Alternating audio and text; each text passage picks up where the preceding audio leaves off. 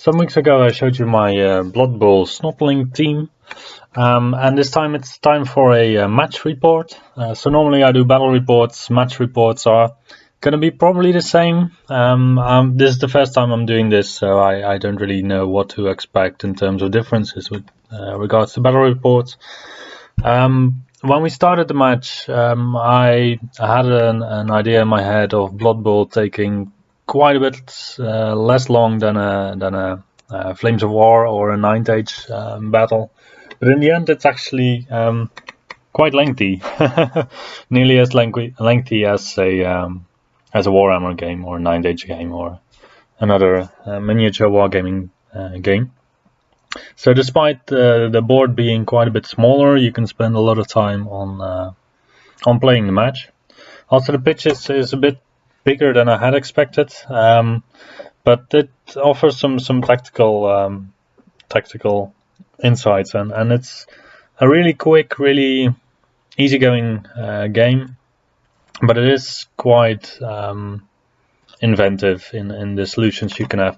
Every single piece is really mobile in itself. Even the movement for pieces that are regarded to be quite slow, they can still move 4 squares in any direction. Diagonal moves are also just counted as 1 square, so you can just traverse a quarter of the field with the units that are the slowest in the game, which is definitely not true for a 9th Age or a Flames of War game. So to me, everything felt quite mobile in that sense. Now, what do we see? On the left, we have the Snotlings. On the right, we have the Amazons. I believe in this case, the Snotlings are kicking off, so that means that the ball is going to be on the side of my opponent on the right, and he's going to be able to attempt to catch the ball or pick it up. And he is also going to have the first turn. So in the first turn, you can already bash your opponent a little bit and get the ball. So that is an advantage to having to play second. I haven't really discovered yet what the advantage of going second is, but probably there's a lot of people that can tell me the advantages there and how to play. Now, my team is a little bit resilient in the sense that I have these 3 very big guys in my army, being a troll and a Snotling pumpwagon and another troll. These all have strength 5. Strength 5 is a quite high strength in Blood Bowl, because how the game works is that you can use your strength to block against people. If you're adjacent to another person, you can block them. You can also blitz. You can only do this once per turn, which is where you move, and then during your move, you block someone. And blocking it sounds really innocent, but it's actually the move where you try to push the other person away, push them to the ground, possibly going through their army, possibly injuring them, knocking them out for the rest of the game, stuff like that. This is all based on your strength, so having 2 trolls and a pump wagon is really strong in that regard. On the other side, the rest of my team is Snotlings, and Snotlings, they all have strength 1. So as strong as the trolls and the pump wagon are, respective to my opponent's normal players, just average Joes, his Amazons are as strong as these trolls are, respective to my Snotlings. So in the troll versus Amazon fight, it's really, I really have the benefit. In the Amazon versus Snotling fight, my opponent definitely has the benefit. For those not familiar with Blood Bowl at all, I'll just quickly go through some of the rules. So we already talked about moving your models. We already talked about these blocks and the blitz. There's also still the special actions like picking up the ball, like passing the ball and dodging. I think these are the most important ones to know. To pick up your ball, you need your agility value. Agile pieces have usually a low strength, and high strength pieces usually have a very bad agility. So for example, the Snotlings, they pick up the ball on a 3+, but they only have strength 1. The Trolls, they pick up the ball on a 5+, because they're not that agile. And my opponent, he is, I believe, quite an agile team, so he picks up the ball on a 3+ also. And he has strength 3, so that's it's one of the more agile teams, I think. Also, he has move 6 on most pieces, I think. Yeah, what you can see also is that we put down a lot of the models on their back. This indicates that they're knocked down. So once you do a block or a blitz, you roll these special Blood Bowl dice. You can occasionally see them on the screen. They're the dice without the numbers. And these either indicate a knockdown, so that's the enemy down. Either you go down yourself, both go down, or you push. I think that's the options. And then based on the strength, players get to choose. So if you have more than double the strength of your opponent, then you roll 3 dice. Yes. If you have more strength than your opponent, you roll 2 dice, and if you have an less strength, then you only roll 1 die, I believe. So it's quite risky to go for a block if you have a lower strength, because you only roll a single die.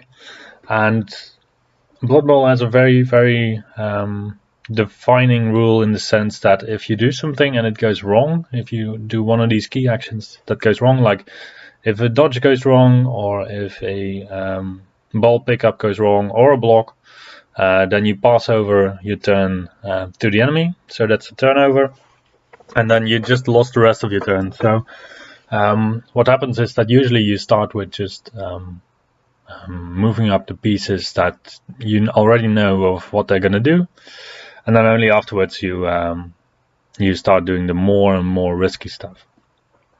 It's a little bit of a shame that the camera by this point is a bit out of focus on what is happening on the top of the field. So I'm still getting used to adjusting the camera to Blood Bowl, because I'm used to a bigger table, so I had to bring the camera a bit closer by. Just ignoring the details, it's mostly going to be that we just start smacking up each other in the top of the board. I have still 2 Snotlings or so to stop my enemy's advance. But other than that, there's not a lot going on in the top of the field. Basically, my opponent has the ball up there, but he's not able to go through my ranks of Snotlings. In the end, I do manage to knock down a player of my opponent who has the ball, and the ball goes into the crowd. There's rules for Blood Bowl what happens in this case, and that's that the crowd throws back the ball onto the pitch in a semi-random way. So in this case, the ball ends up just right below the Snotling that you can see in the middle part of the pitch. I believe it's at this point my opponent's turn. So he picks up the ball and he tries to run away. His Amazons have a 3+ rerollable dodge, so he's going to be quite able to do so. And as you can see, this movement distance is really fast for any piece, more or less. So this guy had, I believe, a move of 6. But in your turn, you can also go for it, which is a rule that enables you to move yet another square twice for a model, and you succeed on a 2+. If you don't, he's going to fall on his face and get an armor roll, and he might actually die. So if Snotlings go for it, it's a bit of a bigger risk than the other players, because the armor is really bad on Snotlings.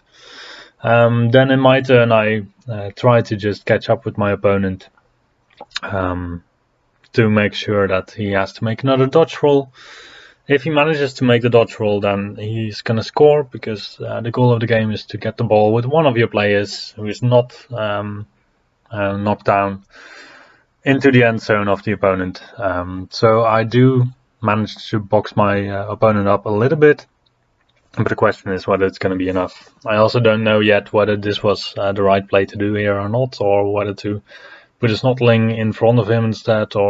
So in the end, I still decide to reposition my Snotling, even though this would not have been allowed in a tournament game, because I first moved that Snotling and then I moved the other Snotling. My opponent makes the roll and he scores. So this is the first point of the game. Then we go to the continuation of the match. So first the Snotlings kicked off. Now the Amazons are gonna kick off. They have to deploy 3 of their models on the scrimmage line, so on the center line. and I'm gonna get first turn. So this is an advantageous position for me because I have 3 high strength pieces that can then get just a free strike basically at my opponent's, at some of my opponent's models. And if I manage to knock them out in the first round of the game, my opponent has one player in reserves. So if we go into the second round, with me still having a full Snotling team, because I have a lot of reserves with the Snotlings, if I go into the second round with my player just losing out on guys, then that's really advantageous for me, obviously, because if you have more players than your opponent, then it's not really a fair game anymore, is it?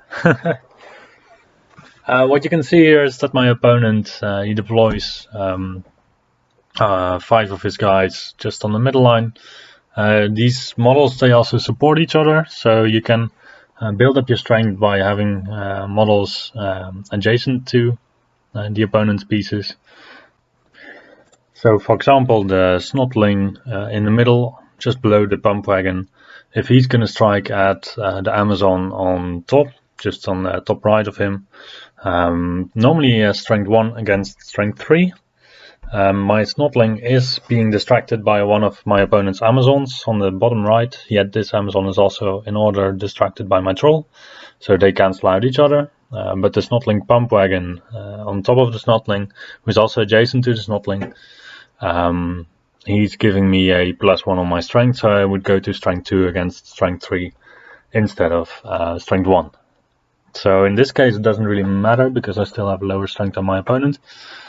But in that, with that system, you can, by just crowding up your opponent with, for example, the Snotlings, you can ramp up your strength quite immensely if you have sufficient pieces. So I believe that this Snotling roster is a bit of a grinding roster where the first couple of turns you have to be a bit lucky with Trolls and the pump wagon of knocking out enemy players. If you manage to knock them out early, then it's going to be a good match for you. And if you don't, and if you don't get through the armor for some reason, or just have some unlucky rolls, then it's going to be tough.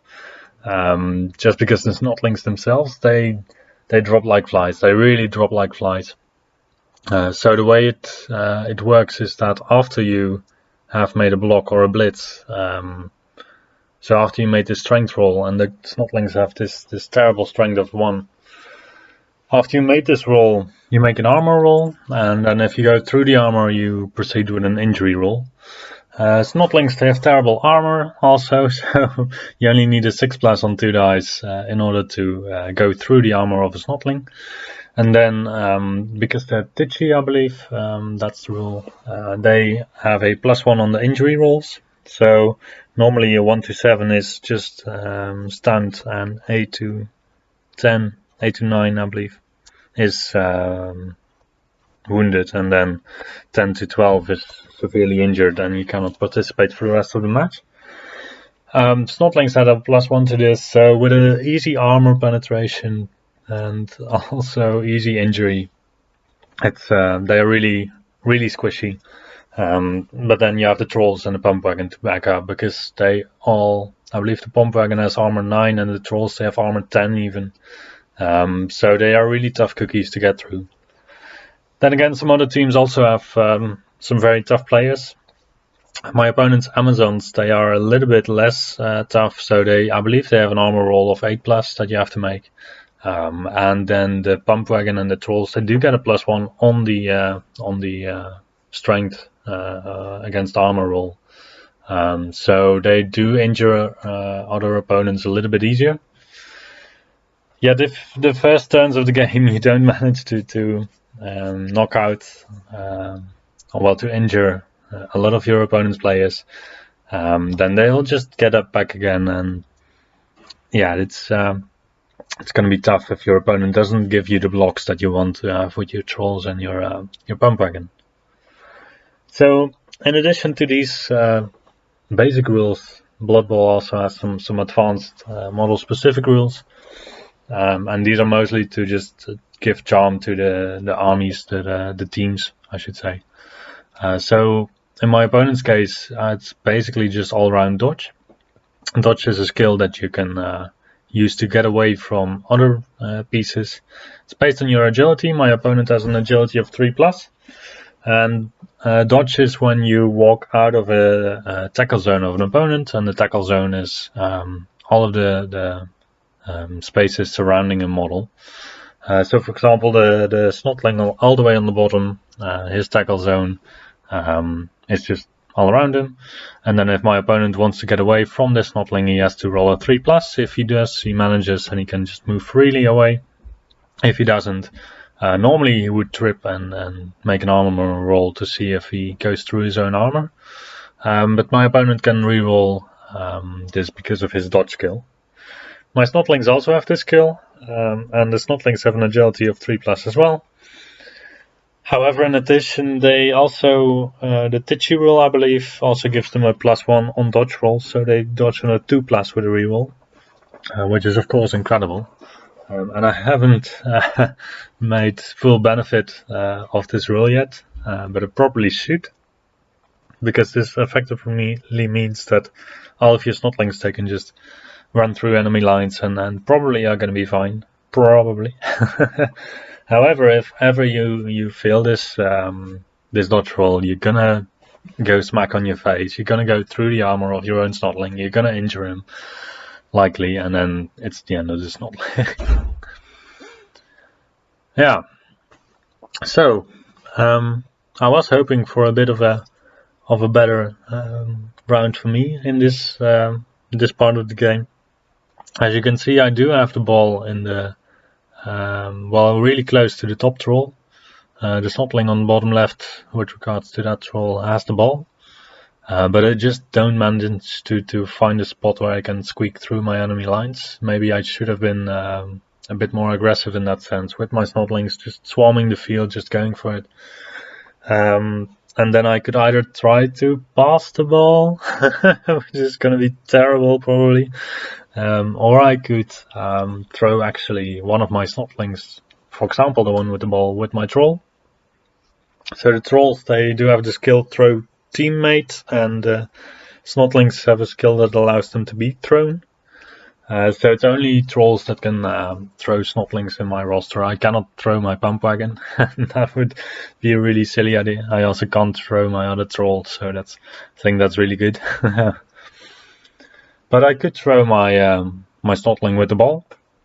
If I would do so, then it's going to be a procedure of rolls that each are going to be not that likely, but you still reliably likely. So as you can see, I'm trying it here with, I believe, with another Snotling. Yes, I've thrown him over the pitch, and then it's the trolls, they're not that good at passing. So because I'm throwing a teammate, I get a -1 also on my roll, so I have to roll a 6 to make an accurate throw.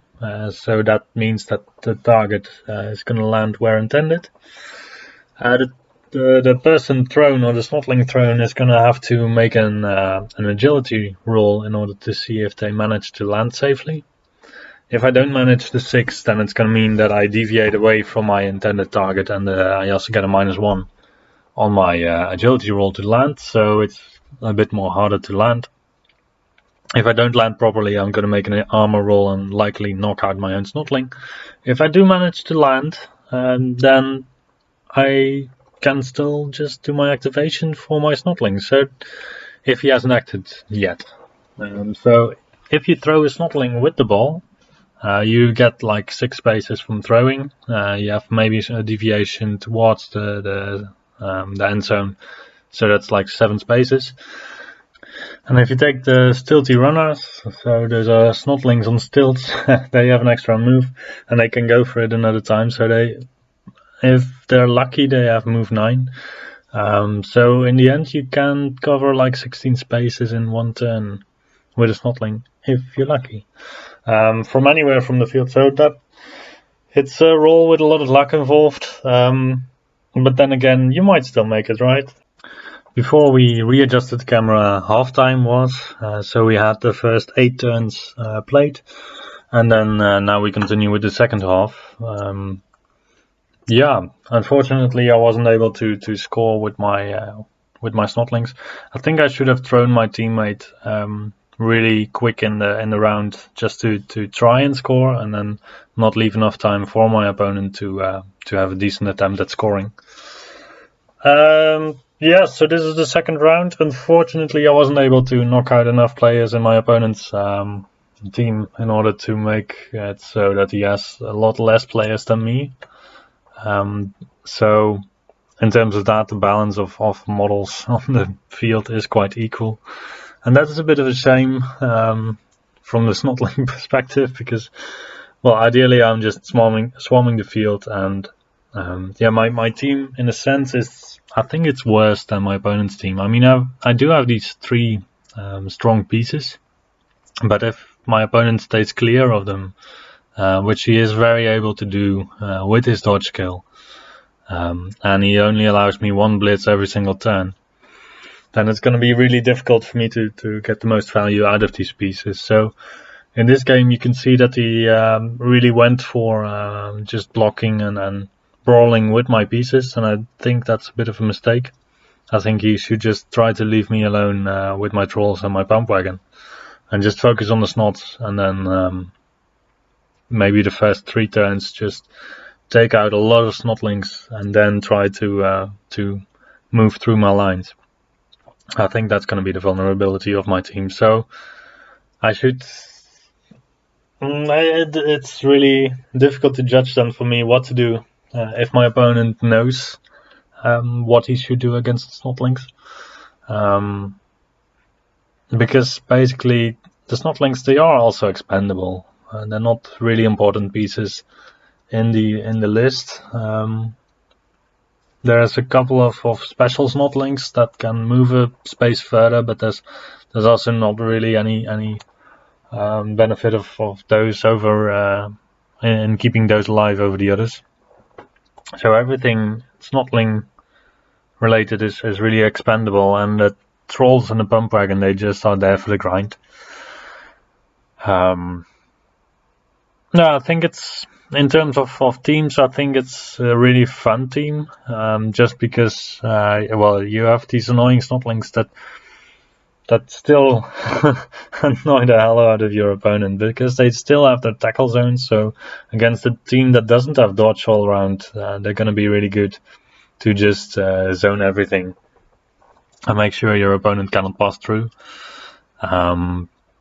I think I would have to, in later games, just put the trolls and the pump wagon in front, support a little bit with Snotlings at first, hope for some easy kills in the first couple of turns of the game, and then see where it goes from there. Probably throw teammate a lot, and just hope that I manage to throw my teammate at least once. Yeah, so at this point it's not really looking that good for the Snotlings, I would say. My opponent has the ball, I believe, a bit in the middle of the field, and I don't really have a good way of dealing with my opponent at this point. And as you can see, it's, or at least my opinion at this point was that my opponent was rather swarming me than I was swarming him. He also managed to already knock out quite a couple of the Snotlings. My both trolls are knocked down, and my pump wagon is not in base contact, so I'm gonna get only one single block in my turn against my opponent. And then the question is whether I will be able to knock my opponent down or will just push him. I think that's also what happened in this game. I managed to just roll so many push only results on the dice when I was blocking and blitzing, and that I was just pushing on my opponent around, and my opponent doesn't really mind if he's getting pushed around a little bit. I wanted to go for the knockdowns, but I didn't really get them. But then again, there's going to be a rematch someday, and maybe then I will be able to knock down more of my opponent's models. So actually, I do have the ball. So I don't remember how I got to get the ball, but it's a Snotling in the top right that has the ball. So the Hoppa. and I just tried this wacky tactic of just running through my opponent's lines, making a lot of dodge rolls, just trying to get my ball through, and then crowding the field with Snotlings up till the point where I would cause a turnover by dropping the ball, by failing a dodge roll. And it seemed to work, so I don't know if it's a very certain technique with the Snotlings, because you do have the 2-up rerollable dodge, but you can only reroll it once. So it's a reroll that you can use once during your activation. So if you have to make 5 dodge rolls and you fail 2 of them, then you're gonna have to go down. You cannot on the first roll fail, then reroll, and then on the second roll fail, and then reroll. Yeah, but so far so good. My Snotling with the ball is still just going on and trying to get the ball in. And he's making his way out, so that is really good. I'm now once again just crowding the field with my Snotlings and just continuing until I cannot continue anymore, trying to set up tackle zones for my opponent. And then, my opponent gave me this point, ending the game in a draw. And by this time, already a lot of time had passed, to be honest. And we concluded the game as a draw. Yeah, overall I think the Snotlings are a really cool team to play. The Amazons also seem really nice, but a little bit more one-dimensional. And I'm really looking forward to playing some more Blood Bowl games. I don't know if Blood Bowl is as exciting on a recording as 9 Days is or Flames of War is, but I will probably make some more match reports. So if you have any tips and tricks on how to improve Blood Bowl battle reports, match reports specifically, please let me know.